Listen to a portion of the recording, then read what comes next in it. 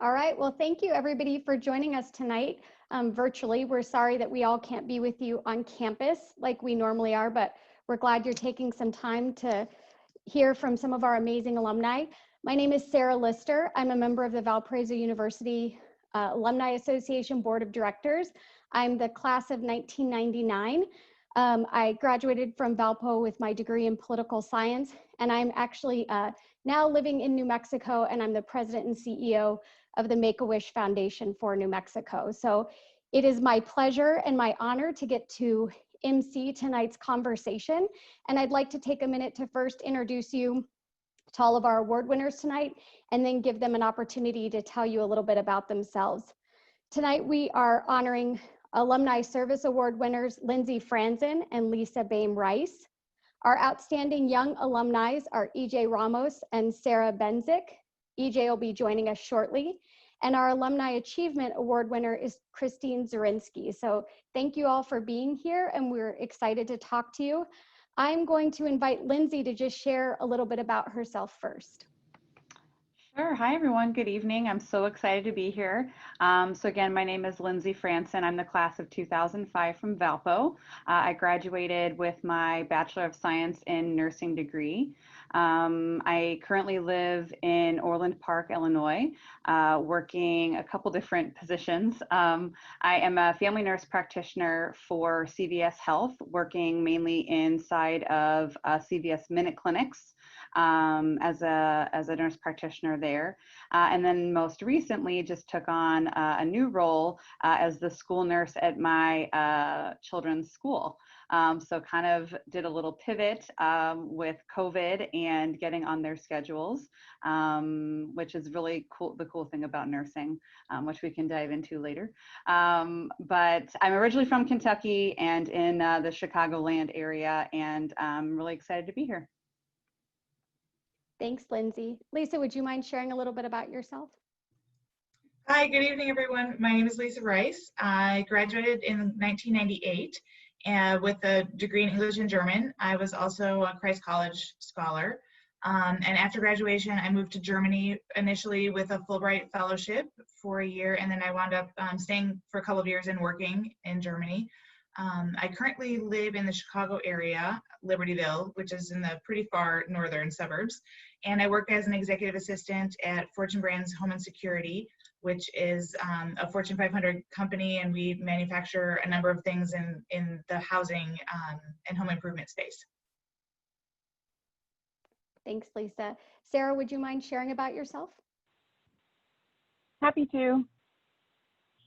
Good evening, everybody. My name is Sarah Benczik. I'm a graduate in 2007. I studied humanities, public relations, and had like an individualized major while I was at Valpo, which is one of the great things you can do while you're there, with a minor in classical Latin. And I was also a CC scholar. Now I live and work in the Washington, D.C. area. I'm a partner at Deloitte Consulting, where I spend my time advising government and public sector executives on how to improve and manage their organizations and their workforce, and right now tackle how to navigate the challenges of COVID-19 and the future of work. And outside of work, I'm an active volunteer for a number of organizations, including serving as a master naturalist in the state of Virginia. So I love spending time outdoors. And I also very much enjoy traveling, and I'm happy to answer questions on all things Southeast Asia. So looking forward to chatting with you this evening. Great, thank you, Sarah. And Christine? Good evening, everyone. My name is Christine Zrinsky, and I'm a proud class of 1986 graduate. I have a degree, a BA in journalism from Valpo, minor in English. And I serve as the Senior Vice President for Development and Government Relations at Lincoln Park Zoo in Chicago, our free zoo in the city of Chicago. I am, sorry, just lost my train of thought there. I have been very involved in volunteering for Valparaiso since I graduated, and served on the alumni board for 10 years. And that's how I knew Linda We were on the alumni board together before she became a staff member and head of alumni relations at Valparaiso. But I also serve on the National Council of the College of Arts and Sciences right now. I was the chair of the President's Council for several years, and had the great privilege of talking at the honors breakfast, which I greatly enjoyed. So it's a real privilege to be here, and very, very humbled to be a part of this panel. So thank you for welcoming me. Thank you all. We're so excited to be able to talk with you. I wanted to let everybody know who's on the Zoom call. If you have questions that you would like to ask, please feel free to share those in the chat, and we will get to those later on, as many as we can.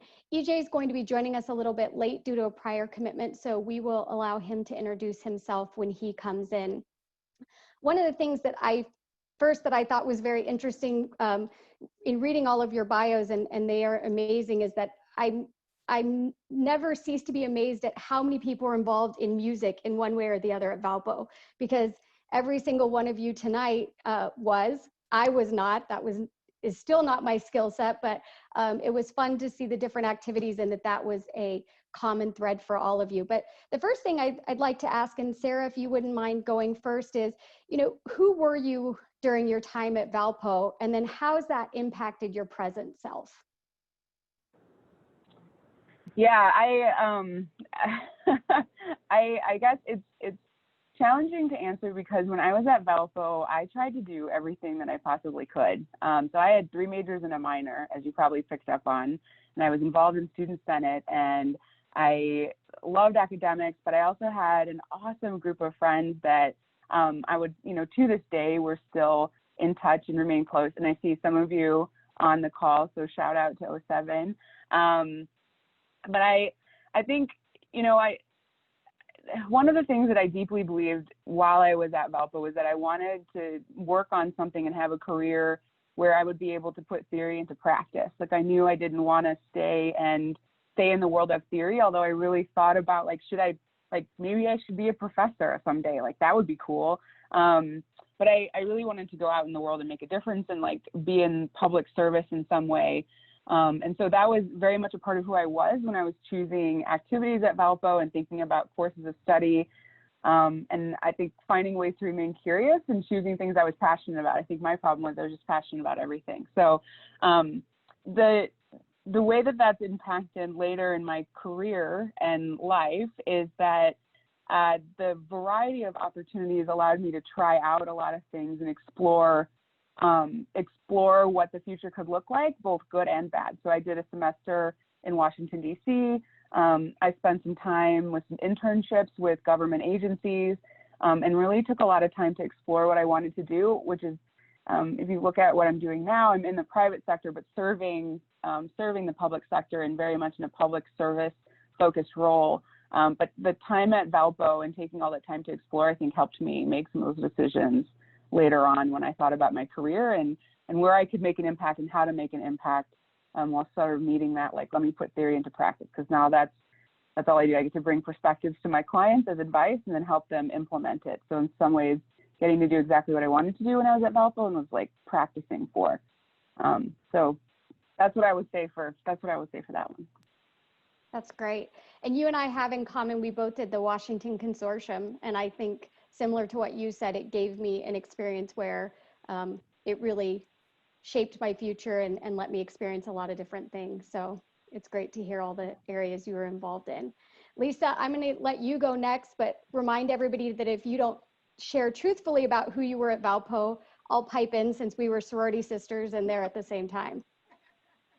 Well, I actually was thinking very much along the lines of what Sarah said, that when I was a student at Valpo, I was involved in everything.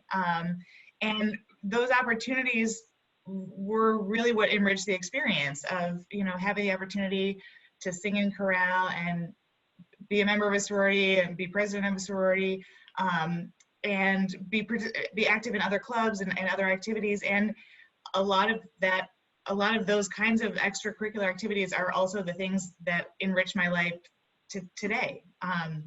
Singing in a choir and volunteering and leading a Christ College alumni reading discussion group, and all of those different things that I love and enjoy, those are the things that enrich the college experience and continue to enrich life experience.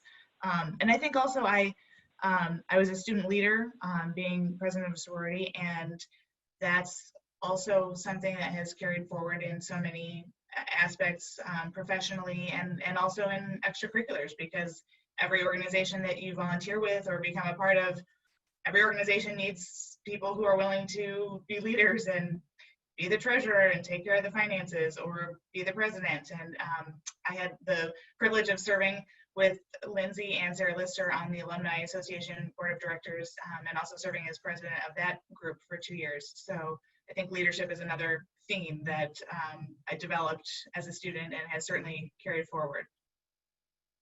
Thanks. Christine, would you mind sharing with us who you were during your time at Valpo and how that's carried you forward in your career? Sure, I'm happy to.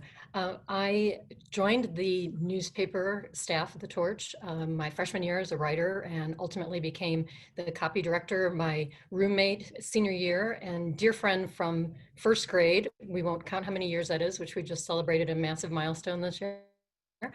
Kristen Yass was the editor of the Torch, and so we worked and lived and breathed the newspaper.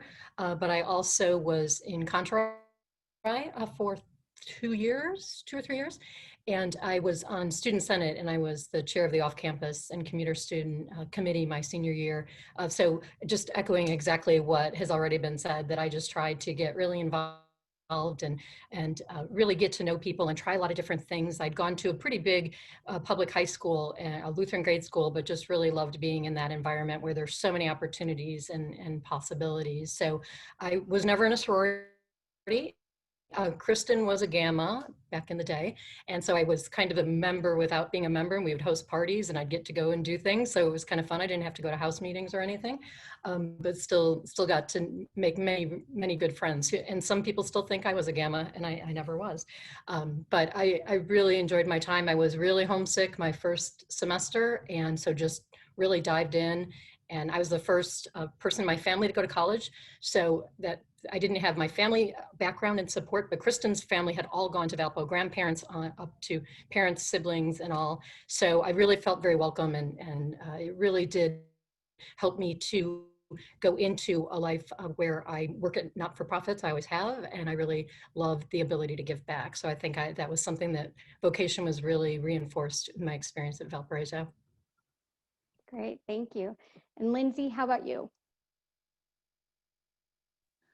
Unmute, got it. Learning a lot about Zoom right now, by the way, in COVID. It's been interesting. Anyway, I was thinking more about like action words, who I was at Valpo, and I was coming up with words like curious and faith-filled and social. So I just feel the minute I stepped into the dorm freshman year and got the ball rolling, it was just a really great 4 years. I came to Valpo from Louisville, Kentucky, and I am Catholic. So I think one of the first things that really struck me about Valpo and has stayed with me to this day, my roommate freshman year, who I'm still dear friends with, her father is a Lutheran pastor, and we had some really awesome conversations about our beliefs and the differences between Catholicism and being Lutheran. And I sang in the choir, so I would go to chapel, but I would also go to St. T's on Sunday nights. So having that faith portion, which really, drives my life, through my days at Valpo, but also now.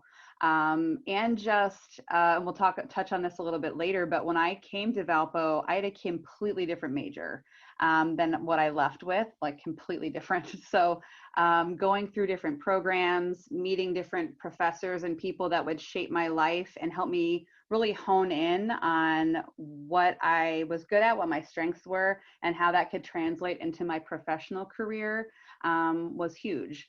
So just keep staying curious, not feeling boxed in, and what I could give to the students that are on the call is just continuing to self-evaluate and figure out what you want to do, what you're good at, and find something that you love doing. It is out there and it is possible. So, and I found that at Valpo. Great, thank you. Well, sort of to segue into what Lindsie was just talking about, and I always think that this is a really interesting question, is I want to ask you guys now about, what career you wanted to be in when you were at Valpo, and if you're doing that now, and if not, then how did you get there? Because I know for me, I studied political science at Valpo, and did that for the first 15 years of my career, and then pivoted to the nonprofit world just because I was ready for a change. But Christine, I'd love to start with you because I always think it's interesting. I do a lot of development work in my job, and we always joke that nobody goes to college saying, I want to raise money or I want to do development. And so I would love to hear, what you thought you wanted to be when you grew up, and how you've become the successful person that you are and have built the amazing endowment and the amazing funds that you have with the Lincoln Zoo. Thank you. Yes, I wanted to be an investigative reporter, like all the president's men. I thought that's what I was going to do. And then as I started to do more editing, I realized I really had a lot of skills. I know where commas go. I know how to spell really well. And so I thought, well, maybe I'll just be an editor. And I think we made a mistake when I was a student that we had our deadline on Friday afternoon, and then we worked all weekend on the paper, and it had to be put to bed, as you say, in the newspaper biz, if that even still exists, by 7 o'clock on Monday morning. So we worked all weekend, and by the time I was a junior, I was already burned out, and then still at senior year. And I had decided I didn't want to be a journalist, and I didn't know what I wanted to do. And I went to my advisor, and he said, if you want to graduate in 4 years, you got to stick with a journalism degree. So I did, and I ended up getting home after I graduated and not having a clue what I was going to do with my life. And my parents let me take the summer off because they were in the process of moving to a different place in the western suburbs.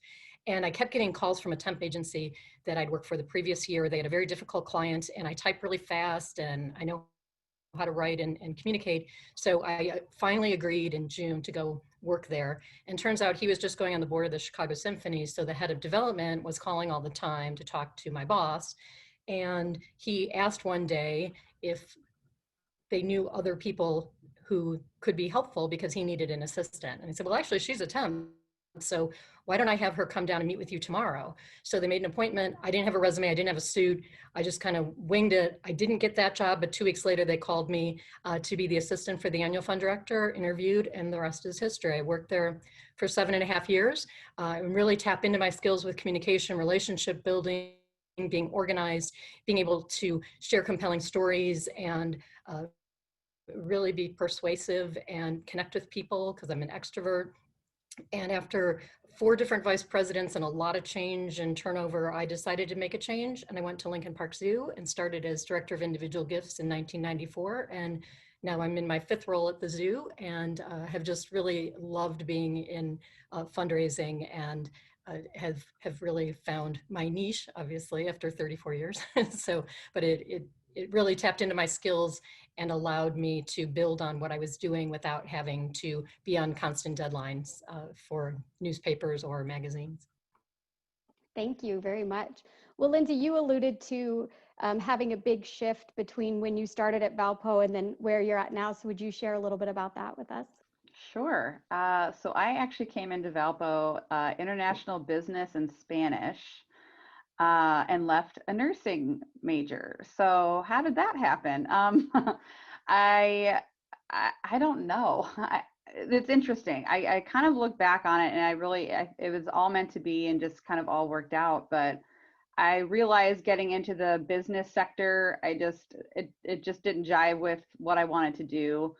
So then I switched randomly to biology because I thought that sounded great. And then didn't really know what I was going to do with that. And then as I'm getting into it, so now I'm a sophomore, still not really sure what I want to do, and have several friends in my sorority that are nursing majors, and kind of am talking with them. So just decided to one day meet with Dean Janet Brown with the College of Nursing, icon Dean Brown. And the rest is kind of history. She took time with me, sat with me for over an hour, to just talk about why I thought nursing was something I could do, helping me kind of, again, hone in on some of those things that I was looking for in a profession, helping me come up with a plan so that I could graduate on time, And once I got into clinicals, I knew that it was kind of what I was meant to do. So it is possible. You can do it. And I did end up sticking with Spanish. So I'm a Spanish minor too. Didn't want to let that one go. And I still use that quite often. I bet you do. But it's great to be able to be flexible. And again, Valpo, I felt so lucky that we had so many different opportunities within the school to be able to switch like that and to switch between great programs. You know, College of Business is excellent, College of Nursing, College of Arts and Sciences. So I really felt very blessed and very lucky to be in a place where it afforded me that opportunity to graduate on time, but also graduate from a program that is renowned. So I'm so glad that it all happened the way that it did. Thank you. Sarah, you talked a lot about having lots of curiosity and lots of passions in different areas. So what did you start out thinking you wanted to do when you began Valpo, and then how did you get to where you are at Deloitte? Yeah, I will abbreviate it because I feel like I've had many careers in my mind over my life history. Like while I was at Valpo, I think at one point I wanted to be a professor. I wanted to be a U.S. senator. I wanted to work for the CIA. Like, I mean, there are some themes there around public service, and I think a focus on social justice and being a thoughtful person in the world, but certainly did not narrow my interests, and ended up, because of that, going into a graduate program that was a joint JD and MPA program. So MPA is Masters of Public Administration, and there are a couple of schools in the United States that have those programs. I went to the Maxwell School, so it's known for training up government executives, which is what I thought that I probably wanted to do. And it was an interesting journey at that point post Valpo, because you know, it was kind of like the span of things that I wanted to do, and certainly public service. And I, at that point, thought public service in the federal government, or, you know, maybe at the UN, or, you know, in some other international organization. It was clear that like a law degree wasn't going to hurt that, and an MPA would probably help that. So that's where I ended up going to grad school and doing a joint degree program. Reflecting back on that, I'm glad that I didn't actually know what direction I wanted to go, but I also think you should go into that sort of scenario with eyes wide open, because I discovered really quickly that I really disliked law school. That was good, because then I knew I didn't want to be a lawyer, but I also wanted to finish my degree because it was sort of at that point, I think, kind of necessary to have some of the jobs that I wanted to have. But I kept exploring. And ended up, I ended up interviewing at Deloitte. I didn't know what Deloitte was. I didn't know what management consulting was. I'd never had any exposure to business school topics or the business world in undergrad. But I had a friend who had given me my tour of the law school that I ended up going to, and then had sort of been a mentor to me when I was a first-year student. He was a third-year student who ended up taking a job at Deloitte. And simply because of that, I thought, oh, I should just go to this info session and learn what this is about. And then ended up interviewing with them and getting an offer, and like doing a triple take, look at the offer and being like, oh, maybe I should be serious about this and go try management consulting for a couple of years, get lots of experience working, you know, across federal agencies in a different, you know, not in a policy role, but in a management process improvement kind of role, and see how that goes. And I guess, you know, I never looked back and never left, because serendipity happened, right? Management consulting is a very team-based career. So I always work with teams of people. I advise lots of different organizations and agencies. So I'm never in one spot, which, if, you know, my history at Valpo, I think, speaks to the fact that I don't like to be narrowly focused. And the variety of experiences at Valpo then helped me in a career where I have a variety of experiences all the time, and sort of navigating that and balancing it. So the one piece of advice that I would give, or I guess, you know, just a note for those of you who are still in undergrad, is like, don't underestimate the support that you get from your professors. Like at the time, because they're sort of in a teacher or professor role, I don't know, you're coming out of high school where like teachers, your world. You may not necessarily appreciate how supportive and helpful they can be, but they are, you know, high functioning adults with graduate degrees, most of them, and they have tons of great advice. And also my experience at Valpo was that they were just tremendously supportive when I was trying to get into grad schools and thinking about what my career was going to be, and checking back in and having discussions about, hey, here's the decisions that I'm making, and like getting questions like, does that line up with your vocation? That's interesting. It sounds like it does, but let's talk about it. And some of those relationships with professors that you develop can be tremendously important in your life later. So I really encourage you to take advantage of that, because it's not that I didn't at the time, but I feel like I would have spent more time in office hours than I did. I like never went to office hours, and I totally would have if I had realized at the time how much of a tremendous resource and kind group of people you have there. I agree with you wholeheartedly about professors. I still keep in touch with a few of my Valpo professors, and they have always been a tremendous support and asset. So thank you for sharing that. Lisa, would you mind sharing a little bit about your career path and where you started and where you're at now? Sure, I'm happy to. I would say that that as a starting point, every job I've had was a job I didn't even know existed when I was a student, and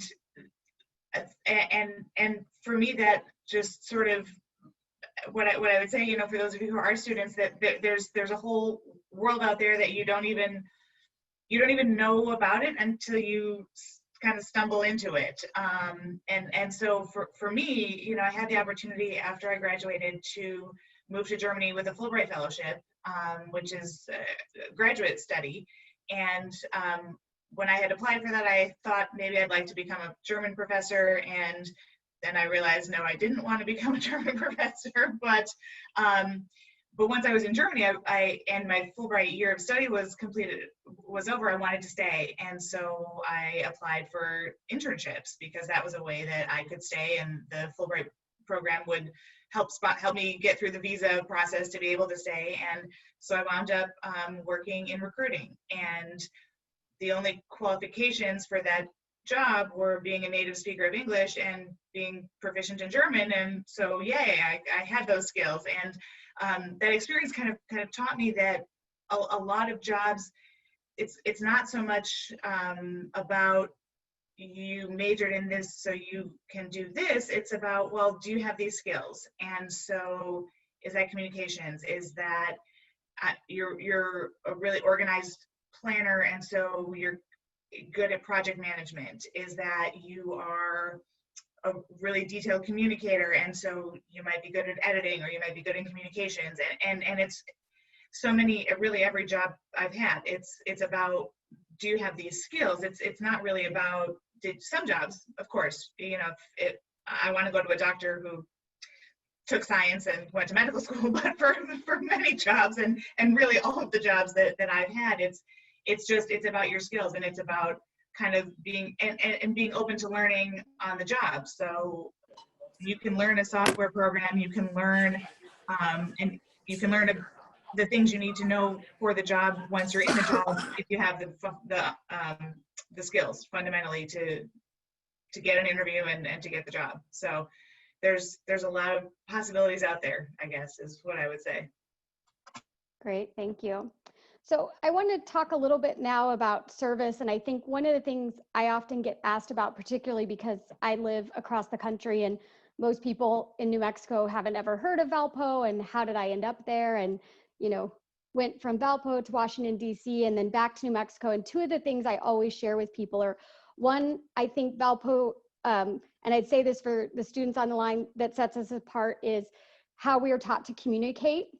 Particularly through writing and public speaking. I think there's a huge emphasis on that there's not at a lot of other universities. So if you're frustrated with the number of papers that you're writing, know that it will serve you well later, because I think that's something that I've had commented on throughout my career. But the other thing is service. I think Valpo really pushes us to be servants and leaders and out there and passionate about the work that we do or the causes that we support. And so I'd love to first ask you, Christine, you know, did Valpo shape your concept of service to others, and how are you able to serve others through your career now?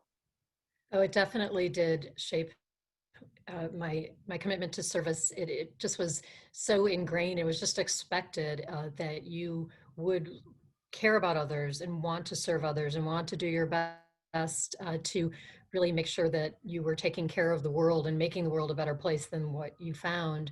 And I think that that's why when I didn't know what development was when I got my temp job, but it just resonated with me. It's like, oh, you encourage people to invest in something they care deeply about, and to feel that connection and responsibility for it, and the pride and the happiness that philanthropy gives. And I know I'm strongly biased because I've raised a lot of money for a couple of key institutions, and I just think people really do take great satisfaction in doing that, and it just has felt really good. You know, for a long time I did not make very much money, and I had a lot of friends who got really good jobs and who were attorneys or in the finance world and who made a lot more money than I did.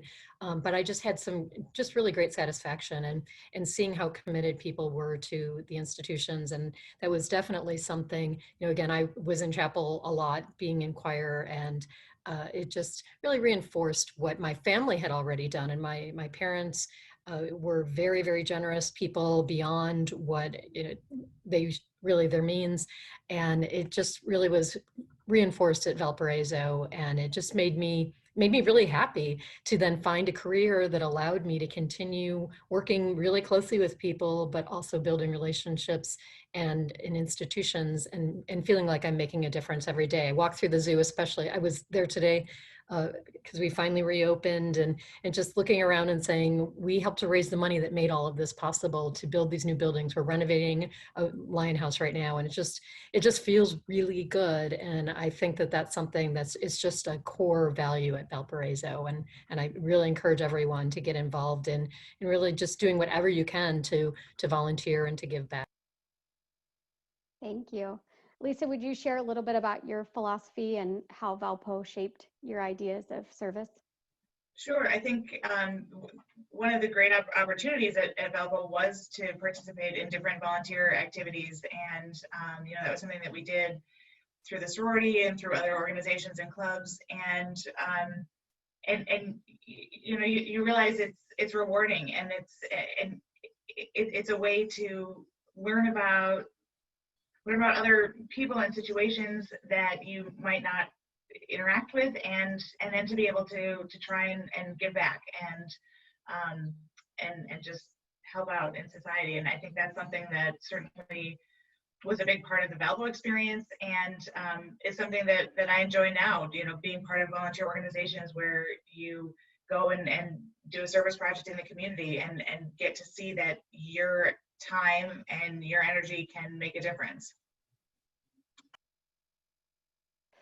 Lindsie, would you share with us, obviously you are in a field where service to others is your whole job, and now in the middle of a pandemic, that's even heightened. And so how do you think Valpo helped shape that for you?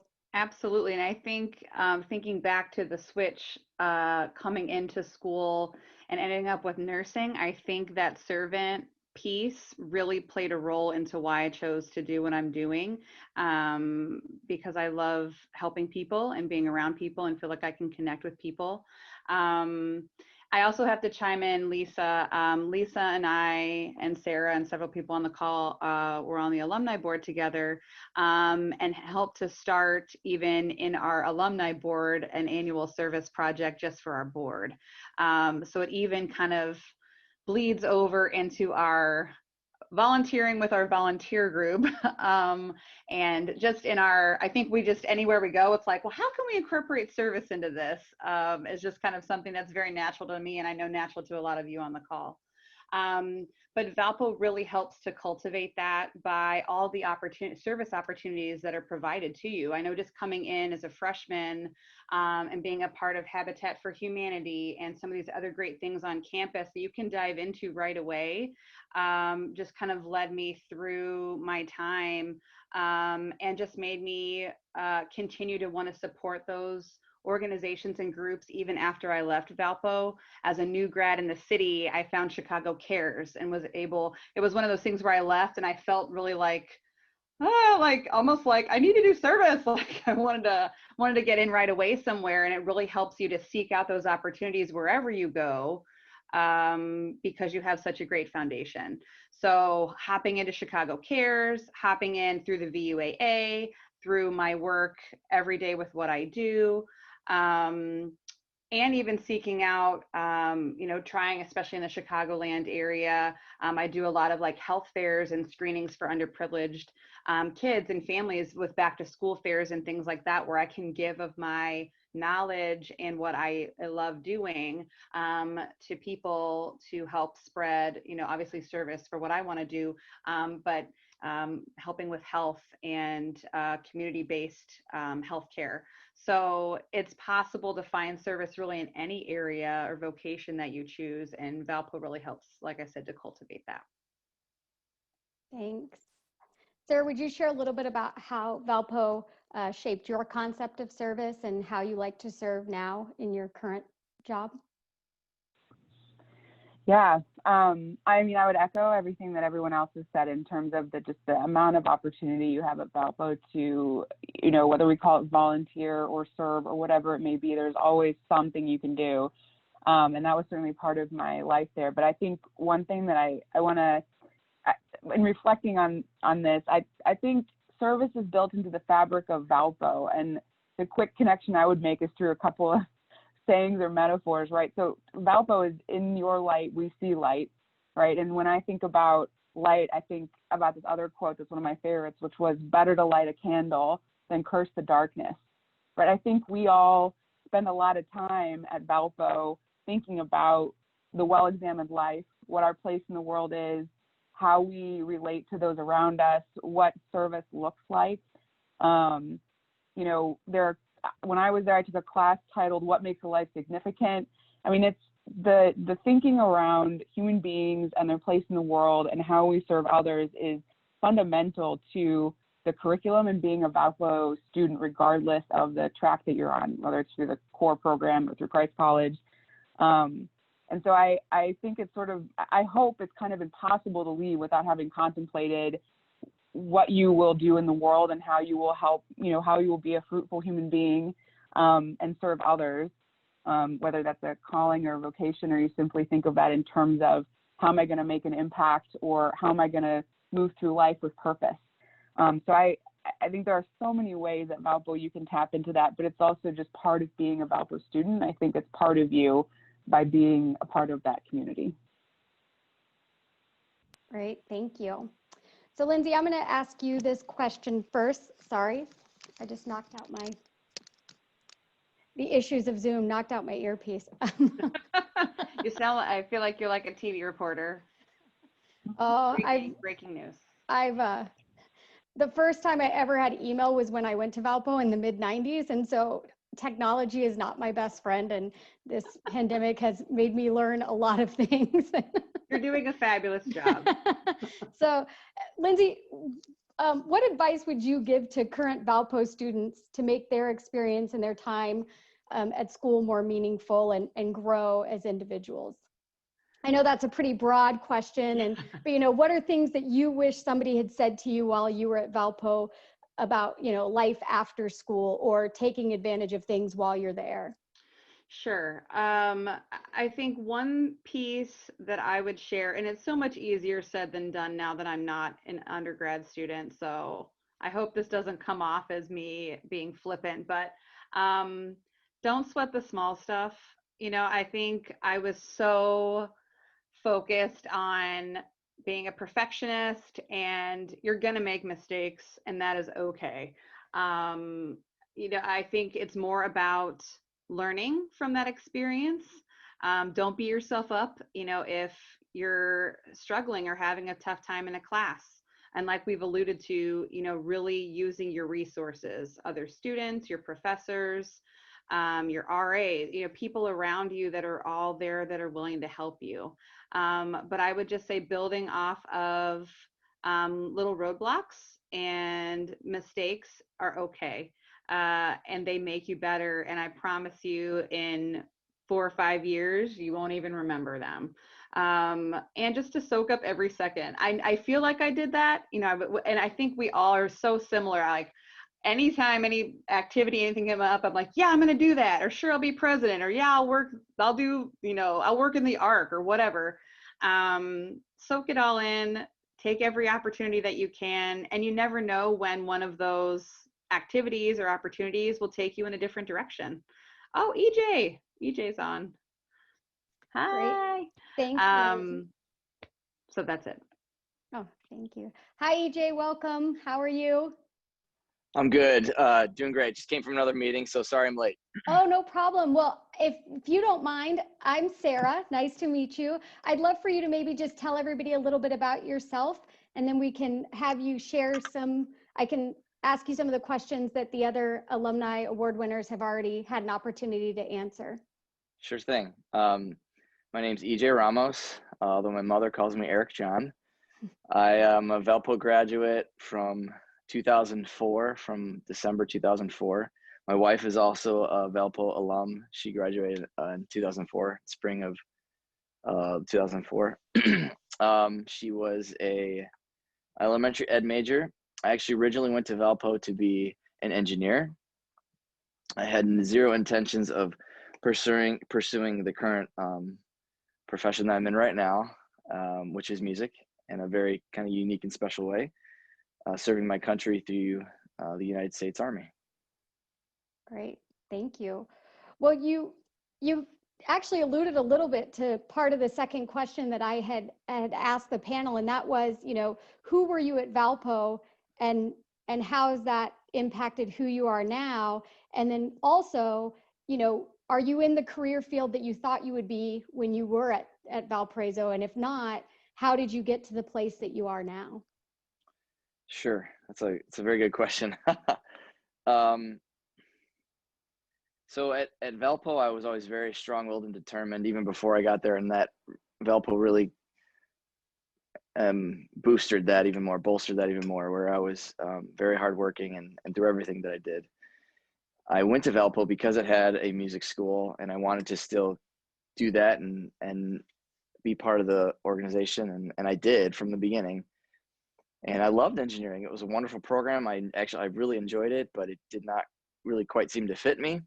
And so it was, you know, by fate, or, you know, God was looking down upon me. He knew what I really should be doing. And, you know, I switched my major to music. That was after almost 2 years.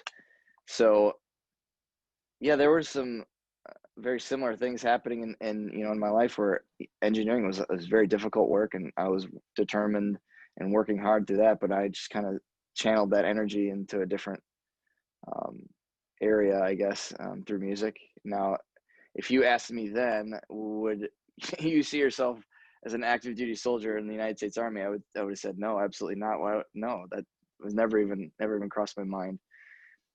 But through job opportunities and music opportunities, and the level of positions that were available to the premier bands in the United States Army, not just the Army, all the services have premier bands, and most of them are located here in Washington, D.C., where I'm at. But it was something that just seemed to be perfect in a way. You know, it wasn't something that was given to me. I had to work very, very, very hard to even be offered the position. And it's a very unique position in itself, where we would hold auditions just like any major orchestra. I showed up on a day where there was 60 or 70 candidates, and it was a full day of auditioning and multiple rounds, as we would call them, you know, whittling down to, you know, 10 people and then 3 people. And, you know, I happened to be one of the people standing at the end of the day. And it took me 2 or 3 tries. It wasn't the first try, in which, again, that determination really, it focused me even more. I went back and was always looking to better myself, and I still am to this day. You know, I've been in the unit now for 12 years, and the Army Band is very unique in itself, that it's the largest service band. You know, the Army is a large service in general, but so the Army Band equally is very large, almost 350 soldiers. And so our elements are separate. We have a concert band and a ceremonial band, and I was in the ceremonial band for 12 years. Now, I don't want to go too deep into any of this, but I was still auditioning to get into the concert band. For me to join, oh, Craig Federick, yeah, I know Craig. Sorry, somebody's in the chat. Of course I know Craig. Yeah, he just retired a couple years ago. Oh, small world. Oh, I miss that guy. I wanted to be in the concert band from the day I got here because that was like a big part of my love of music, and the high school that I went to was very big into that. It was kind of where my first love was, and so I always wanted to do that. And I think I auditioned for the concert band 6 or 7 times.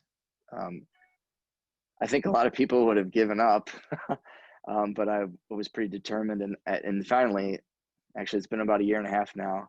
I made that happen, and I just moved over to the concert band this past August 1st. So it's been weird in this current times, as you might imagine, because we're not exactly doing outdoor concerts like we usually would. We usually have a very long, extensive summer program. So I will look forward to doing more of that as, you know, things get back to normal, whenever that will be. So Thanks. Well, the only other question that you missed that I'd love to get your thoughts on before we move on to the next topic is, did Valpo shape your idea of service? And if so, how did it do that? And how do you choose to serve now in your life? So I was a member of the Sigma Phi Epsilon fraternity, and, you know, as a part of that organization, there were a lot of wonderful things that we did in the community. And I think that planted a seed early on. You know, we were giving back to the university, we were doing things in the community. And it was something that I never really did, never really thought much about getting myself in that way. Now, I will be truthfully honest, I didn't participate a whole lot.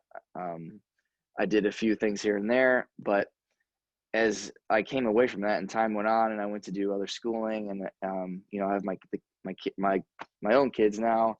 I've taken on a lot of volunteer leadership roles, you know, over the years. And you could probably tell I just came from a Cub Scout meeting. I am the Cub Master of our pack. I just took over last year.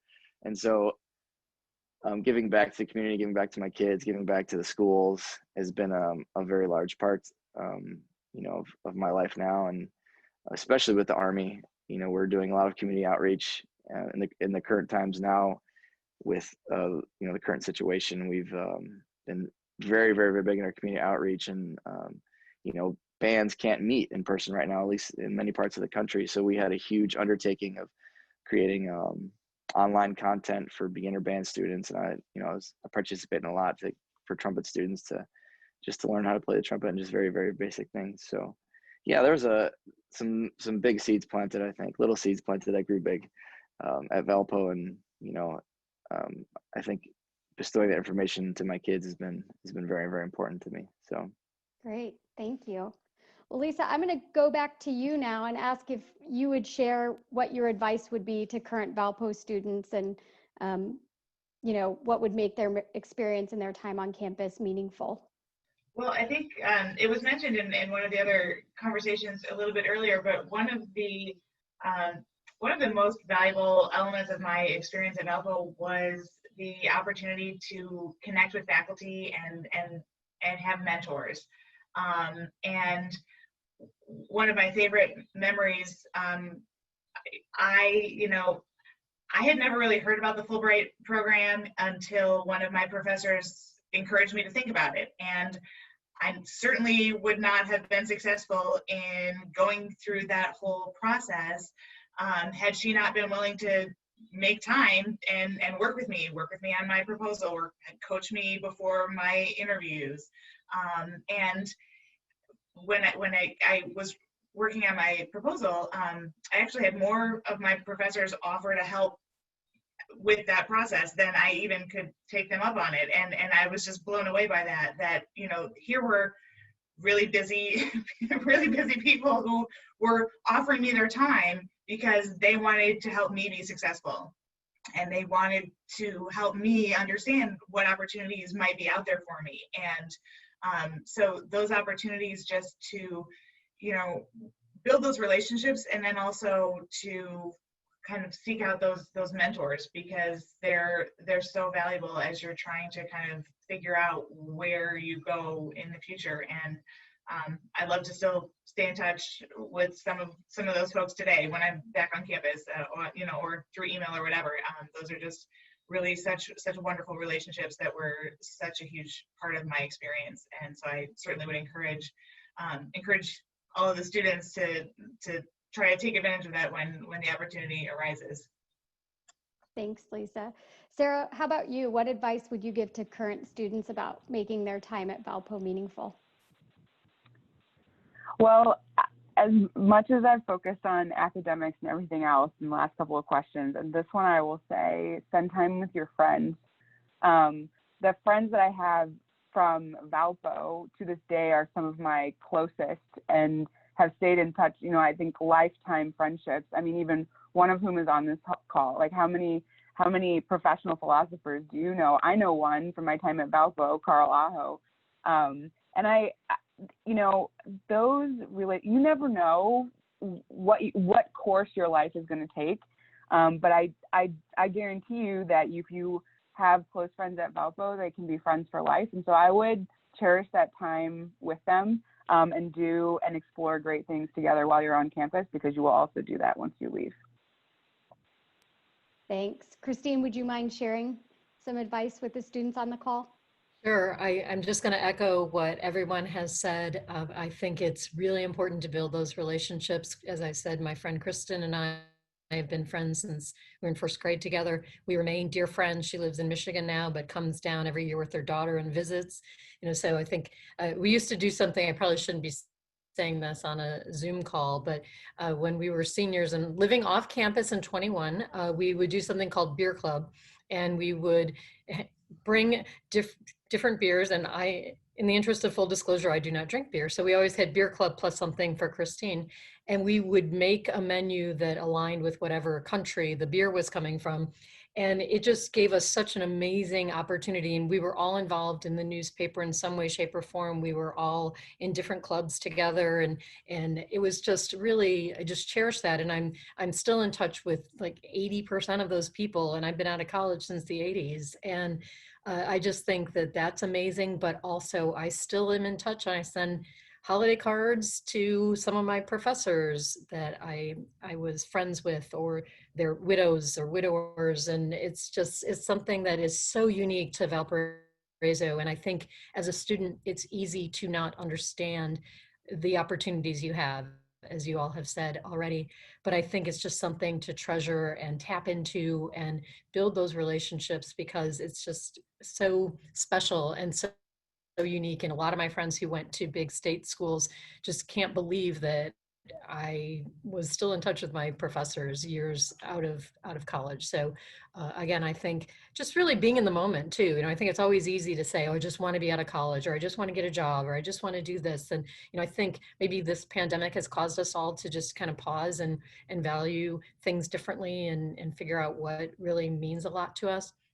But I think just really taking advantage of the opportunities and really seeing the opportunities in the moment, I think really makes life really rich when you're on campus and then moving beyond that. Thanks. I agree with you. It goes by so fast. And sometimes when you're there and you're in finals or midterms, you're like, oh, this is never going to end. And now, 20 plus years later, I'm like, oh, I'd go back and do it all again, because it goes so fast. So thank you. EJ, what advice would you offer up to students at Valpo right now to help enrich their time during school and then after they graduate, based on your experiences? Sure. From the moment I stepped on campus, I learned very quickly through many various experiences, through whether it was through the music school, or through SIGEPs, that I needed to be extra careful and making sure that I was getting done what I needed to have done, and working very hard. But I also like to have fun too. So I had I wouldn't say I had a lot of rules, but I had a couple important rules. And even to this day, it's like I work really, really hard during the week, and then I like to relax and let loose a little bit on the weekend, within reason. And then going along with that is, for me especially, my career path is not an easy one. and I would never suggest anybody to follow my path. Sadly, it's too darn difficult. There are not enough jobs. It is so narrow of a field, but I chose that way, and I knew that if I worked twice as hard as everybody else or more, that I was gonna make it happen. So just the determination that I would put forth, and I've coined, I would say I haven't coined this, but I'm a big CrossFitter. Some of you may know that are on the call, or maybe you don't. If you don't know what CrossFit is, it's a sort of a workout program, but one of the very famous CrossFitters always, his hashtag is HWPO. I changed my license plate to HWPO. HWPO means hard work pays off. And, you know, little did I know that from way back when that would just kind of encompass everything that I've been doing up until this point, because it's so true. You know, if you're really looking to put forth the effort and put forth all the hard work, it will pay off at some point. It's just a matter of how much you're willing to put forth and how determined you are to make it happen. But you could really make anything happen. It's all very possible. Thank you. I just want to remind everybody, I have one more question for the panel, and then we'll open it up to some of your questions. So feel free to add those in the chat box now, and we will get to as many of those as we can. The last thing that I wanted to ask, and each of you has already talked about this some in various answers, but I want to know about an experience at Valpo that's really stayed with you, whether it was an extracurricular activity, a project that you worked on, and that it's how it's helped shape you as a person and maybe been a part of your career. And I know for me, I was in a sorority and I was involved in student government and lots of activities, but one of the things that has stuck with me 2 decades plus later is I did a tutoring program with a pastor from Gary, Indiana, who'd come and pick us up in a bus every week and drive us to go tutor K through 12 students and then bring us back. And I learned so much, not only from the kids that we tutored, but from that pastor and the talks with other Valpo students in the car rides, almost 2 hours round trip, that has really stayed with me my entire life and played a role in my career and decisions I've made. So I'd love to hear maybe some experiences you guys have had. And Sarah, if you wouldn't mind kicking it off. Yeah, the one that sticks the most with me was the time that I spent doing the consortium semester in Washington, D.C., both from just the tremendous opportunity to spend a semester both taking classes in the evening, but also immersing yourself in whatever internship you happen to get. And by the way, like, people get really cool internships. One of my friends was working at an institute for the Middle East. I was working in the Office of UN Political Affairs. One of my other friends was working on the Hill. And so I would say, one, great opportunity to really dive in and see what life is like and experience something other than being on campus. But two, to my point about friendships and relationships, my 3 of the 4 roommates who stayed together, and during that consortium semester, 3 of us, myself, Hannah, and Karen, we're still best friends. Like, we go on trips together now, years later. And so that experience sticks with me, both from what I learned from it, that I think definitely affected my career and what I wanted to do. I'm clearly back in DC and living the dream, but also the relationships that I had. And I think any opportunity you get to expand outside of campus can be lasting. Certainly there are also lots of little moments in every day that I could point back to, but that's a big one. Thanks, Sarah. So I want to echo Sarah's discussion about the Washington Consortium. If you don't know about it and you're a student on this call, even if you're not studying political science or interested in politics, it's an amazing program. I did it as well. And I actually was hired, my internship was with a US Senator, and I was hired straight out of college to go back to DC. So you create relationships and have opportunities that really can ease you into the next phase of your life. And it's a really fun program too. I mean, you do amazing field trips, for lack of a better word, but you also get amazing work experience. And so that's just a plug for the Washington Consortium. Lisa, would you mind talking about an experience or activity that really meant a lot to you? Sure. So I had the opportunity to study abroad. So that's my public service announcement. I came to Valpo having taken German in high school, and so I was able to test into a higher level of German, and so I sort of started out with German as a minor because, well, it was a minor I could get with only taking a couple of classes, and I thought study abroad, sounded kind of fun and interesting, so I signed up for the Reutlingen program, and then I got there, and I sort of discovered, this language that I was studying, I actually can function and can use this, and I can go to a grocery store, and I can travel, and I can interact with people, and hey, that's kind of fun. And by the end of that semester, I kind of bumped up my minor into being a major because I wanted to keep taking German, and I think that experience also then got me interested in pursuing the Fulbright program, and seeking an opportunity to move to Germany after graduation, and it's sort of those things that just build upon each other, that it kind of started out as a little bit of an interest, and then it kind of built into a greater interest, and then it became a whole chapter in my life, and a whole host of experiences that I was able to pursue, that just kind of built upon themselves along the way. Thanks, Lisa. EJ, how about you? I think one of the long-term experiences that really stuck with me is that I was an RA for 3.5 years. I had an extra semester. That's why I was a 3.5-year RA, because I changed my major. But the experiences that I was able to have meeting, I was in, oh wow, why can't I think of the dorm room? It was right across the music building. It was not Lincoln Hour alumni. The one that kind of gravitated with all the students from abroad. Yes, thank you.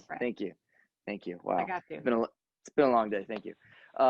Brant, I was there for 3.5 years, and I got to meet exchange students from all over the world. It was super cool.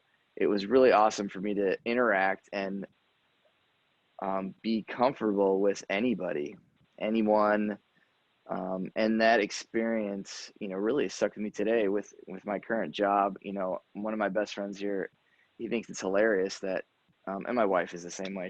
They make fun of me all the time that I could talk to anybody, anywhere, anytime, no matter what the situation, because it's just who I am. It's always been a part of my personality, I suppose. But being able to interact with people from all over the world, and some of those people that I was an RA to, I'm still friends with to this day.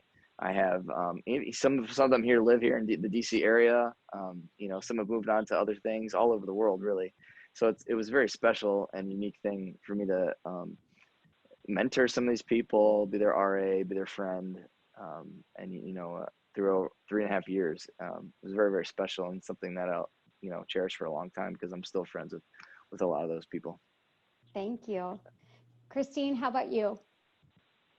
I would say the choir tour my senior year for Contorai, we went down to Georgia and Alabama and Florida, and we stayed in people's homes, and it was a really cool bonding experience for all of us. Contorai, if you don't know, is about a 24, 28 person ensemble.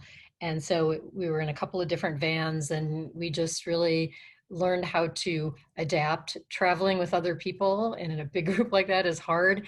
There were rehearsals, there were going to different venues every day. You never knew what you're going to see, and it just was a really, really cool experience. And I was just looking at photos. I moved about a year ago and was looking back through some photos that I'd printed out, and it was really neat to see those memories. And I'm not really in touch with most of the people that I was in Contorai with, but it just taught me so much about teamwork and about working together and about being adaptive and being flexible and nimble and rolling with the punches when things go wrong and you forget parts of a piece of music and such. But it was a really, really cool experience. So I think that was something I will still think about quite often.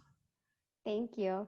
And Lindsie, I'll give you the final word on this topic. What's one of your most memorable experiences or extracurricular activities that's really stuck with you since your time at Valpo? Yeah, You know, I could easily go to the sorority or to undergraduate research. My group was chosen to present for undergraduate research day. But I think the one that was kind of unique to me, I was a building supervisor at the ARC. So I worked in that little office down on the lower level by the basketball court.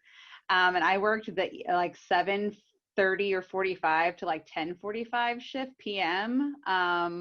It's like Monday, Wednesday, Friday or something. And I was also a lifeguard at the pool. So I felt like it was one of my first introductions to incorporating something you love, which I love sports. I played all things intramurals. I was the intramural chair for Gammas. It was something where I could really hone in on something that I loved and turn it into something that paid me. But getting to see the inner workings of a building is really cool. I would get to meet all the coaches and players. I got to do rounds and see all the intramural games going on and really get close with the intramural office staff, and became a part of the intramural advisory board, and just being really grateful for what makes a lot of that operation run. I got to know the custodial staff really well. I got just seeing how things work from the inside, and just something a little different from what I was doing really shaped me going forward. And now I coach teams for my kids. I joined an adult swim team. Just some of the things that I was able to do during that opportunity still kind of made their way into what I'm doing now. So that's an experience that has just kind of always stuck with me and was unique to my Valpo experience. Great, thank you. Well, I'm going to ask Mike and Kayla if we have some questions from some of the people joining us on the call.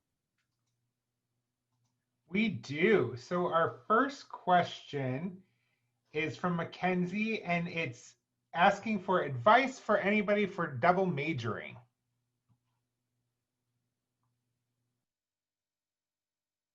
Any of our panelists double majors or think about double majoring?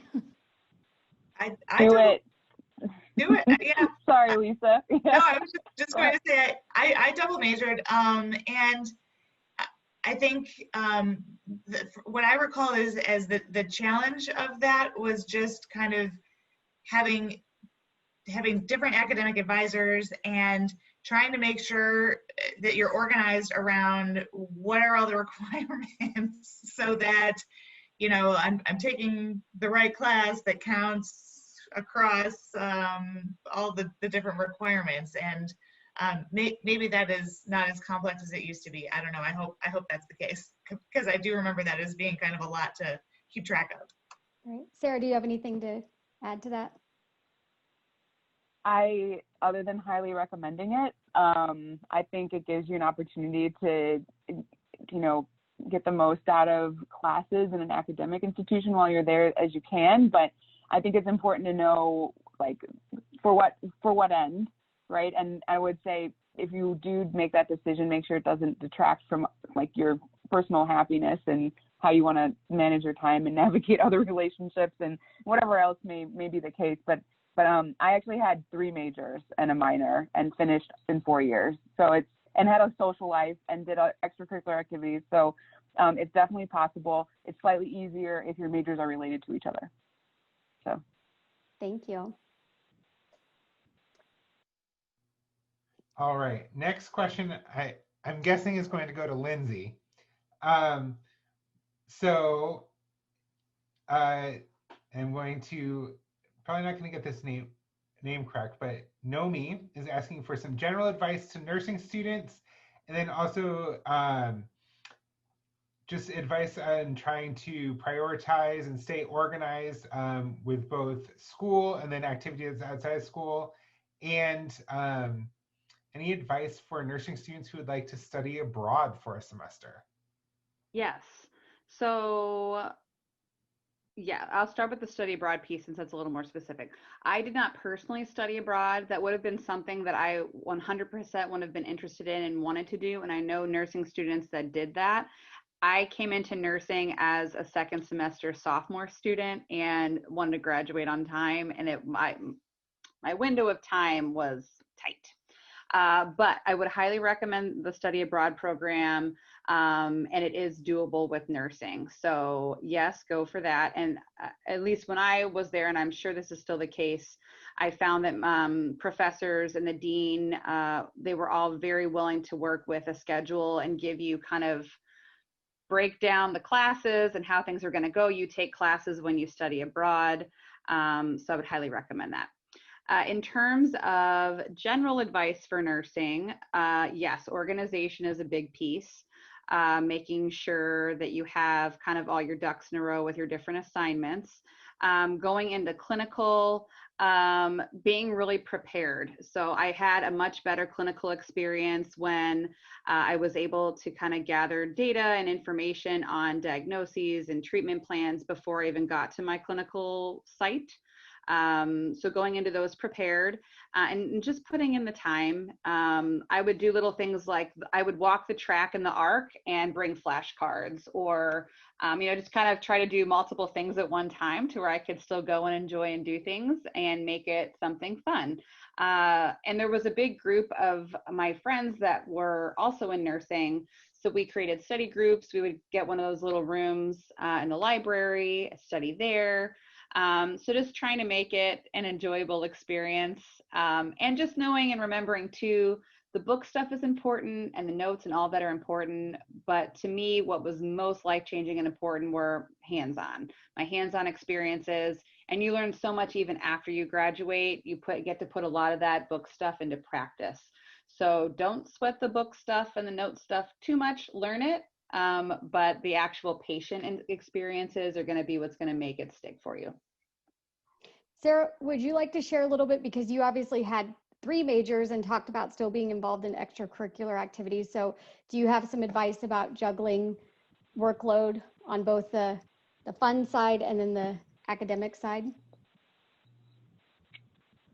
I would defer to my friends on this one, but I'm pretty sure that I didn't actually juggle it well, which is why I encouraged everybody to spend time with their friends. I think looking back on it, I might have done fewer extracurricular things, particularly in my senior year. Like, I had a really significant student leadership position for the university, and I was in student senate, and I was doing all this volunteer stuff, and like it was a lot. Plus I had classes and the TA, like all kinds of stuff. And I think you just need to be, my advice would be very thoughtful about where you spend your time, because you don't have that much time while you're at Valpo, right? It's 4 years. It feels like a long time. Maybe it's the longest you've been in one spot for a while, but it's not super long. And just make sure that you're not overloaded or burning out, because it's not required to be successful in life to have lots of extracurriculars in college or multiple majors.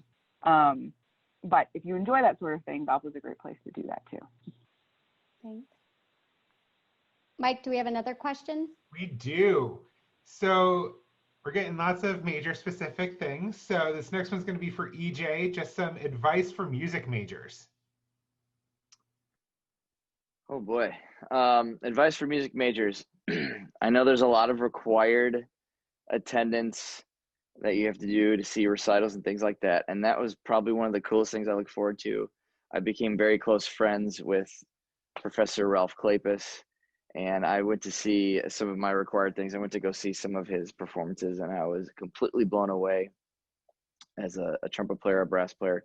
So keep an open mind, be open to learning. And I think it's going to apply to lots of different majors, but especially in the music world, be open to learning and listening, and especially with other instruments. I don't know it doesn't even really matter what your instrument is, because you need to be listening to other instruments and learning what other people are doing to try to mimic what they're doing musically. So go see all kinds of different things, be open to listening and really trying to hone how that might apply to you in a variety of different ways. And EJ, more specifically too, they asked in the next question, do you have any advice about studying abroad as a music major, or do you know anybody who did it? I did not personally. I don't know if I have an answer for that. To be honest, full truth. I never even thought for me personally, I was behind. So I never even thought about doing that. I'm sure it could be an amazing experience given studying with other professors, other teachers. I can't imagine it wouldn't be a rich experience for any instrument, really, especially culturally and learning, wherever that may be. I can't imagine that would be a wonderful and wonderful opportunity to learn. So I wish I could give you more than that. It's okay. We have other connections in case they want to know more. Sure. Can I speak to quickly, maybe a little aside, a different opportunity that students might be interested in? And I don't know, again, with COVID restrictions and that kind of thing, but the spring break opportunities, if you can't fit a study abroad opportunity into your plan, the spring break opportunities, travel service opportunities that are offered are excellent, especially back to the nursing people. There's some great hands-on opportunities where you go and run clinics. You're able to treat children and adults, and again, have that hands-on piece as a student. So I would also like to kind of encourage that or speak to that if you just feel kind of overwhelmed or feel that study abroad can't fit in. I would highly recommend looking into the spring break opportunities. Great. And so next question is, was it difficult getting adjusted your first year, and how did it feel when you finally knew what you wanted to pursue if you were unsure at first? I'd actually like to jump in on this one because I'd mentioned this earlier in the call that I was very homesick and really didn't know exactly what I wanted to do when I first got to Valpo. And I guess one piece of advice I would give you is just lean into your discomfort and your uncertainty. You're making decisions when you're 18 to 22 about the rest of your life, allegedly, which you're of course not. You're going to have many careers, many jobs. And so don't be intimidated by the fact that you don't know exactly what you want to do when you're 18 or 19 years old, because I used to joke, I stumbled into fundraising, but when I got my job at the zoo, I was almost 30 and I was like, I don't know what I'm going to do with the rest of my life. And clearly I'm on that path. But, I think many people don't know what they want to do. And a lot of people, and I've hired a bunch of them who are attorneys, or who have law degrees rather, who decided, I don't want to do this, just like Sarah, that like, no, I don't want to do this, but I know I want the education, I want the experience, I want the discipline that this requires. And I think that everybody feels like everybody else knows exactly what they want to do, and so few people do. And you also have so many opportunities to reinvent yourself and to change. And as Lindsie did during college, but a lot of people after college. I'm one of the few people on the planet in her 50s who's had 2 jobs and has been a fundraiser since I graduated from Valpo, and I stumbled into it and it just fit me really well. But that's not often what happens. So I think give yourself the room and the flexibility to explore and try different things, and not be afraid to make a change if it doesn't feel right for you, because whether your parents are putting the expectations on you, or other family members or friends, it's your life, and you should really feel comfortable making some decisions and exploring a lot of different opportunities. Thanks, Christine. I agree wholeheartedly. All right, so another general one for everybody is, how did Valpo help you strengthen your religion or your faith?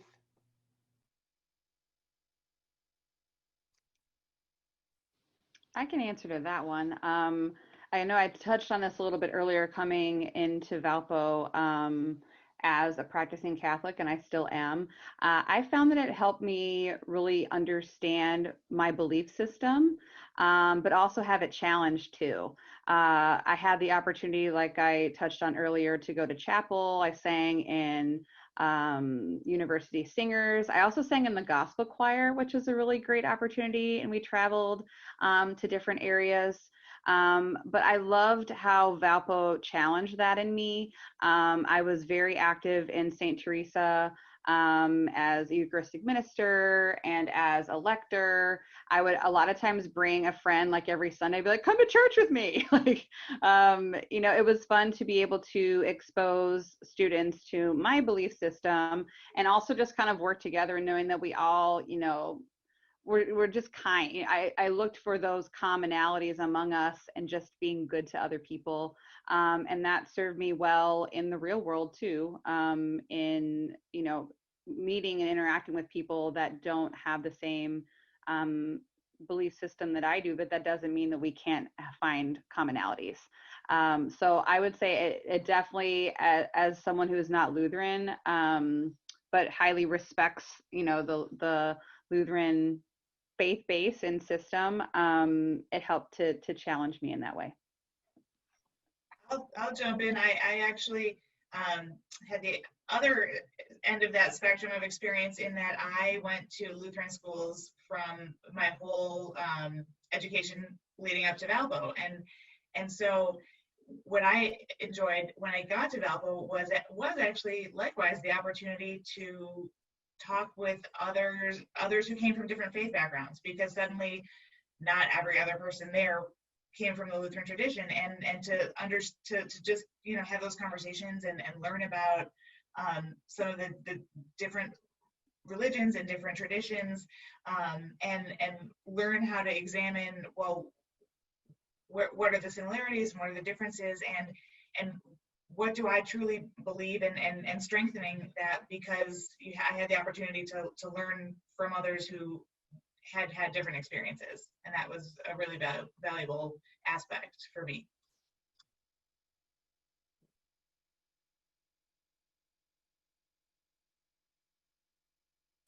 Do we have any other questions, Mike? We do. So someone also asked, EJ, I know another member of the U.S. Army Band, and he has also mentioned how difficult and narrow the field is. Had you not made the path you did towards the band, what would you have done instead?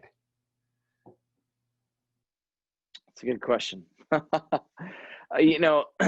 There's many opportunities throughout the service, that not a lot of people know about. There are the premier bands, which I'm lucky to be a part of. There's also fleet bands, as we call them, that are located all over the world. I imagine that I would have maybe ventured down that path. It's a pretty awesome career. There's bands located all over, like I was saying, and for the Army, there's bands in Japan, Germany, across the United States. I can't imagine that would have been something I would have gotten interested into, or just continued to get on the audition route and, make it happen elsewhere. Ultimately, I know it would have been something in music, no matter what it was, because it was the thing that felt very natural and was, just what I wanted to do. And so I was going to make it work somewhere. So that would have been, I think, a nice route for me. While I have everybody, I wanted to share this small piece of information. And since I've been in the U.S. Army Band, we play funerals at Arlington National Cemetery. And sometimes they're West Point alma mater graduates. No one might not be aware of this, but the Valpo alma mater is the exact same tune as the West Point alma mater. So and we play this somewhat often and often enough, but the first time we did it, when I first got here, I was like, man, why do I know this? Why do I know this tune? It's not, it took me a second to realize, oh my gosh, it's the exact same tune. We play it all the time. I just thought that was kind of special and neat that I have that kind of crossover between my two different worlds, where I always think of Valpo in a very special way when we're playing that alma mater for West Point. That is really cool.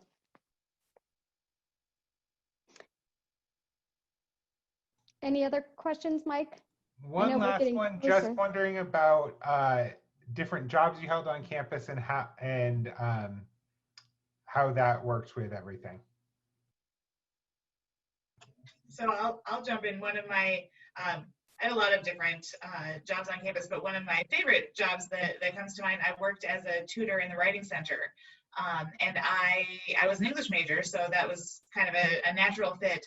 But I also really kind of found a niche spot in working with international students after I came back from having studied abroad, and I felt like I've had that experience in myself of being a student, going to school in a different country, struggling with the language, struggling to try and convey your ideas and write a paper in a language that's not your native language, and so for me that was it was a job, and it was great to get paid for something that was an interest, but also I felt like I brought my experiences into that, and I could relate because in particular with the international students, I had that experience myself and could relate to kind of what they were going through, and hopefully, you know, be a better tutor as a result of that experience.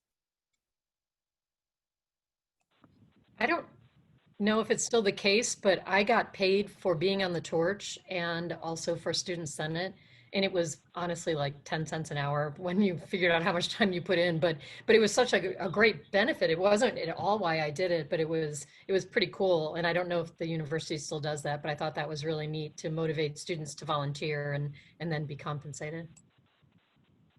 I was going to mention the same too, actually. I also got paid for both of those things, but the one I was going to mention was being a teaching assistant. So I was a Latin and I think classics teaching assistant for a long time, and mostly meant that I got to grade quizzes that one of the professors gave like every other day on classical mythology.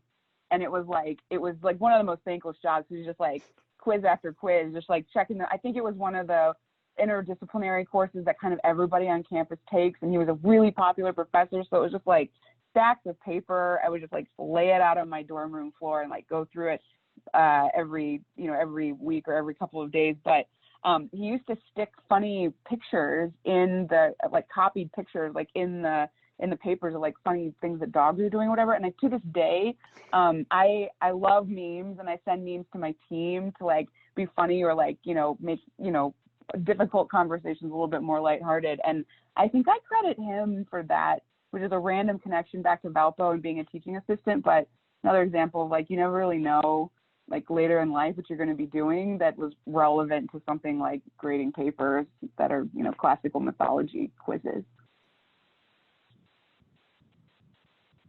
I worked in the mailroom or mail area at Lincolnow dorms, and for Professor Trost, when he was the Dean of Arts and Sciences, I was an assistant in his office, and he was one of my favorite professors, so that was a lot of fun.